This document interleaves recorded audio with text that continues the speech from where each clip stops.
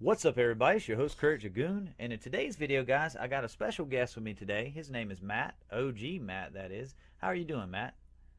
I'm doing well, man. I'm excited to be on the video and happy to give my thoughts and relate to today's topic. Well, today's topic, I'm glad you said that. Today's topic is scouting, and it's not scouting 101. It's base scouting at a higher level, because, Matt, you are from the CWL, and your hit rate is very high. Tell us a little bit about that. I begun season 2 in Mariana Trench, which is a well-known clan, I guess, in the community. It's an invite clan.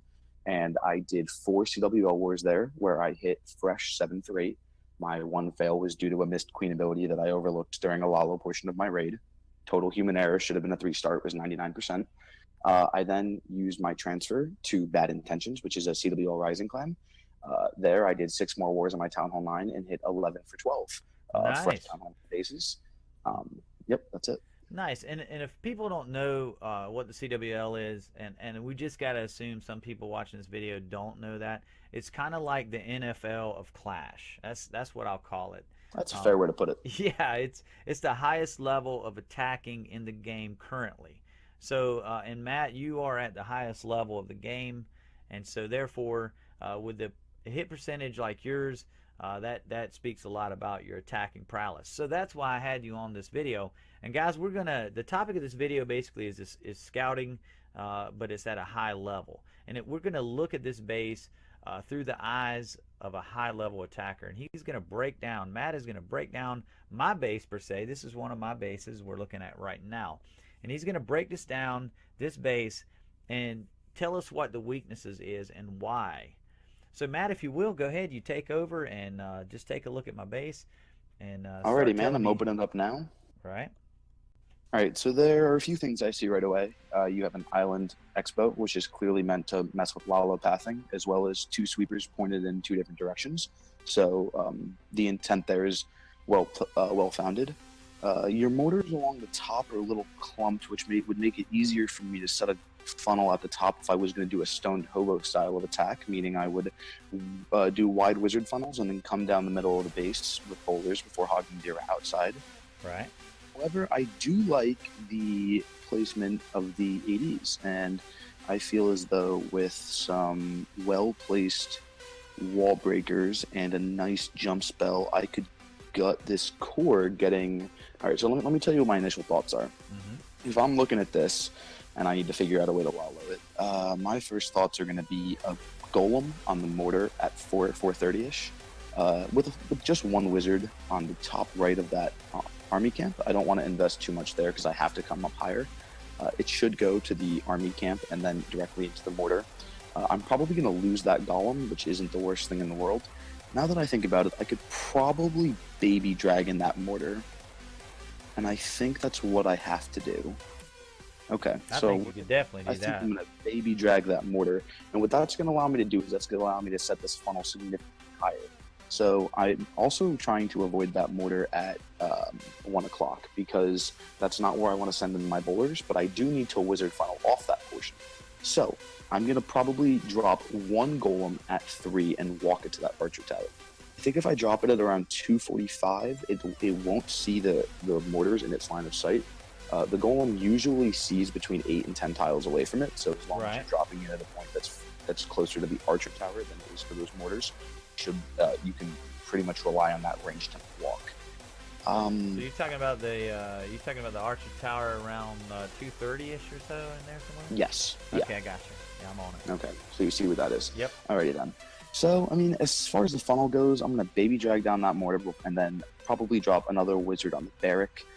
Then I'm going to drop 2 wizards on the... So you see the line of 3 gold storages? Yep, I sure do. If I drop 2 wizards on the middle one, it should knock down that wizard, that gold storage before that mortar knocks down my wizards. Right. And that should allow me to drop the boulders directly at 3, because the only thing they're going to be able to walk into is that archer tower compartment if I have it wall breakered open properly. So obviously I'll have to drop a test wall breaker, because as it is a fresh hit, I do not know where the small bombs are, and a wall breaker fail would pretty much ensure a fail on this bit. Now let me ask you this, Matt. Are you Go ahead. not there? There's a little. If you see, there's a little compartment behind those gold storages. Are you slightly concerned of Tesla farm there? Um, so there are a few ways people use Teslas in the current meta. One is they use four separate Teslas around the outside of the base to mess with Lalo pathing, which is my Right. personal favorite. The next way they do it is they do it exactly like this, where they put Teslas behind storages in order to walk my golems away. I would actually find it helpful if there was a Tesla there and I could have one golem walk, because that would make setting the funnel easier. At Right. that point, it would walk up to the mortar after the Tesla gets destroyed and pretty much die to the heroes. I only think I need one golem going into the core because I do believe I'm going to heal the kill squad on this Lalo.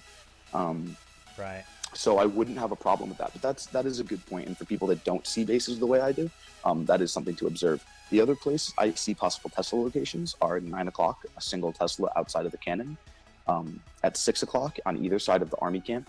Or I could see it being a Tesla farm in front of the queen or a Tesla farm in the island expo compartment. I prefer them to be singles along the outside of the base because two loons take out a Tesla, and as long as my hounds go where I want them to, I don't really need to worry about that. However, if it is a farm, I prefer it to be towards the queen because that's where my kill squad is going to go. So Right. bowlers under rage and heal will easily tear through a Tesla farm, Right. if that makes sense. Oh yeah. Absolutely. So after setting that funnel at 3, my idea would be to wall break right on that archer queen and drop the bowlers pretty much at 3 o'clock. The way I want to drop this baby dragon, there should be no way they go anywhere but in.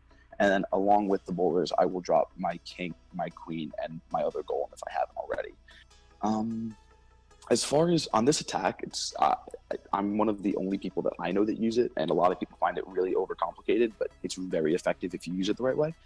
It's Shattered Bolalo, and pretty much the way it works is you have half of your troop comp goes to your kill squad, and half of your troop comp is in the air. So I have 2 golems, my CC bowlers, some wizards to funnel, maybe a baby dragon when I need it, like I do in this case, some wall breakers, and then I like to jump and enrage at least the kill squad. So I would be putting a jump down on that wizard tower. And what I really want out of my kill squad is pretty much the right half of the base. I want that first air defense in that expo. I want that wizard tower, the air sweeper, the queen, and preferably the air defense that's next to the clan castle. The only situation that I do not heal my kill squad in is if a hound comes out of the CC. That's because my queen will be distracted the entire time, so the bowlers and the golem will eventually get melted, and at that point it's better to use your heal over for your Lalo, because you're not getting as much value without your queen. At least that's how I think about it. I try to maximize value in every which way, and when I think I can get more out of a heal on the Lalo than I can on the kill squad, I'll do it in that fashion. Right. Well, hey, it sounds pretty good. I mean, your loon drop is going to be pretty standard. I mean, you're thinking about coming from like around the 5 o'clock, 4 o'clock area, and just coming in Yeah, behind the that's sweeper, right? Behind the Yeah, sweeper. I want to come behind the sweeper, so that mortar will be down. So the general idea is going to be 1 hound at the wizard tower essentially, and I'll drop Right. 3 looms on the wizard tower, 2 on the archer tower, and then I'm actually going to drop my other hound from about 7 o'clock, and that just soak up any red vines that are at that second wizard tower. Right. The reason I do that is because when the hounds cut across the base, they probably won't be in range of a red bomb that's next to that wizard tower, and I don't really want my loons taking unnecessary damage. So I'll Gotcha. drop 3-2 and then another hound, and if Teslas pop, I'll reinforce with a haste. If not, I'll wait for the loons to progress with a haste through the base, and then 2 more loons on the 7 o'clock archer tower, 3 on the wizard tower, 3 on the cannon, and go so forth until I'm out, and then just drop my cleanup. All right. Well, it sounds pretty. I mean, it sounds pretty solid. But what we're gonna do, guys. Actually, we're gonna put a sketch of this plan in case you kind of missed it. We'll put a sketch of it in the middle to kind of give you guys an eyeball of how it is. But let's at this point, Mike or Matt, I'm sorry. Whenever you're ready and you feel up to attacking, you let me know, and we'll be ready to watch. All right, I'm just gonna grab my baby dragon, and I have that now, so I feel as though I'm pretty much ready right now. All right, man. You go for it. All right, thanks, man. And good luck. Much appreciated. All right, so there's the baby drag, just like we were talking about. Yep, And he's going to get you the camp and the mortar, as you spoke of in your plan. and we got the correct golem placement there. Yep. We gotta wait for the mortar to target. There we go. Mortar targeted. Nice. Wizards are taking out the gold storage. Nice. Wall breaker test first. Then the rest. Great job. Didn't really have to worry about a whole lot of splash right there either on those wall breakers. Yeah, that was definitely nice. That was a much appreciated break there. Yeah. Nice with the backup golem there. Should walk right in there. Perfect. And we'll heal the kill spot as we talked about. Nice. Yeah, you'll see the push that we get out of this kill squad. It's gonna be huge.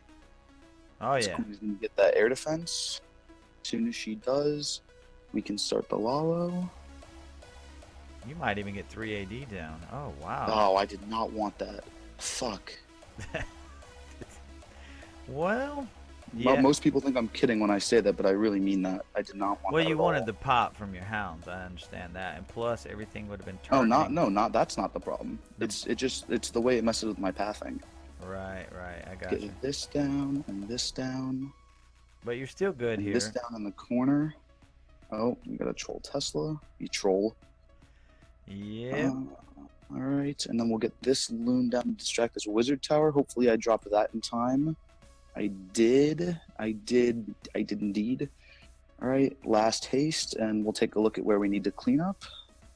We'll put that on the top side, and this should be... Yeah, you got plenty of balloons to clean the top.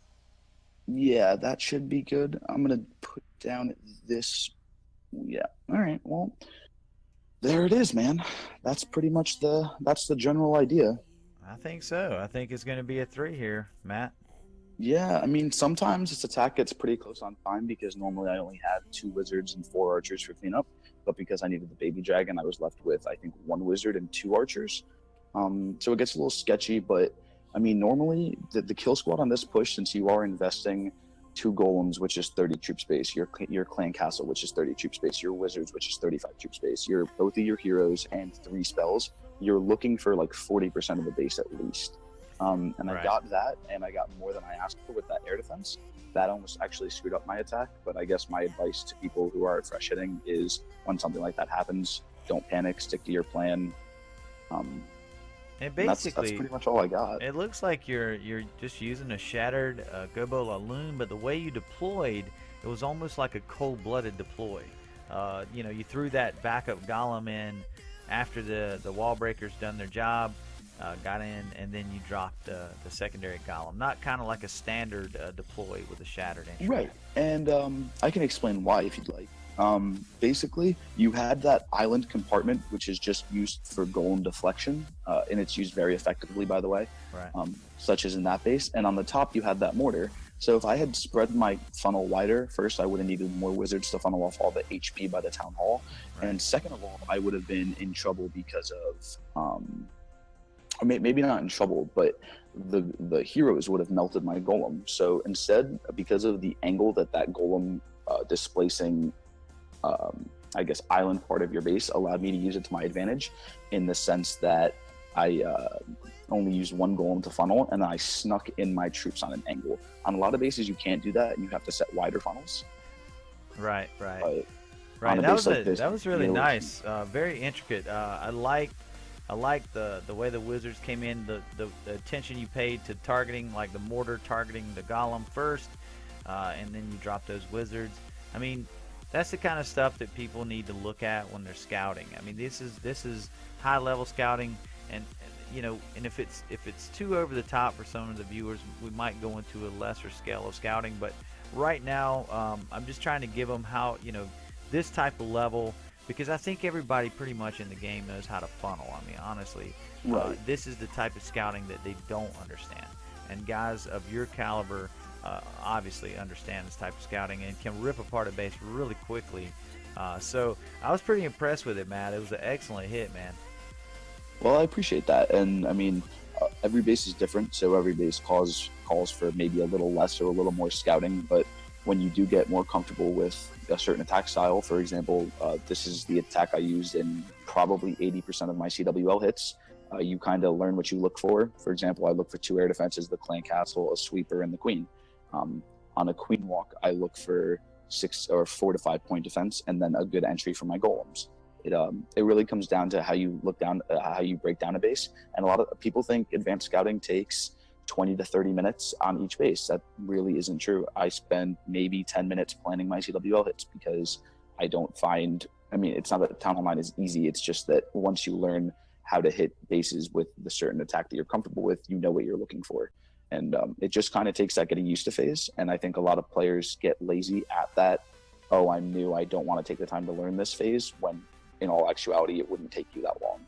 Right. And my planning at my level, it doesn't take me that terribly long at Town Hall 9. I mean, there's a few things I go and I look for, but for the most part, I mean, honestly, probably, at most, say 10 minutes. But then again, there's times when you do a plan in 5 minutes. But there's also times where you look at a base for 20 minutes. It just depends on. Well, hey, if the war is on the line and you're the last Town Hall attack and you have to clear the last base, you spend 30 minutes planning with 7 different people to make sure you get the right plan. Yeah, true. So yeah, ultimately it just depends on what's on the line, like you said, and if it needs to be cleared, and if you've had a rough war, all those factors. But ultimately, we're all trying to increase our knowledge in this game, and I hope, Matt, with your help, that this was helpful to some of my viewers, and I hope that they're able to take some of these nuggets of wisdom that you just dropped and this beautiful attack you showed them. And granted, this attack did not go exactly peachy keen. No, not at all. It got most rough. Fresh accounts, most fresh attacks don't. Honestly, a lot of my plans, this time I have to reverse my Lalo just because of where the kill squad goes. So, I mean, adapt, learn on the fly, just be comfortable with what you're doing, and have confidence in yourself. And that's another thing I was going to talk about. For me, like even tonight, in one of my attacks, I literally did not know what end I was coming in with a Lalo until my core shot. I wanted to get down one of the sweepers, and whichever one I got, that was the way that the Lalo was going to come on the opposite of.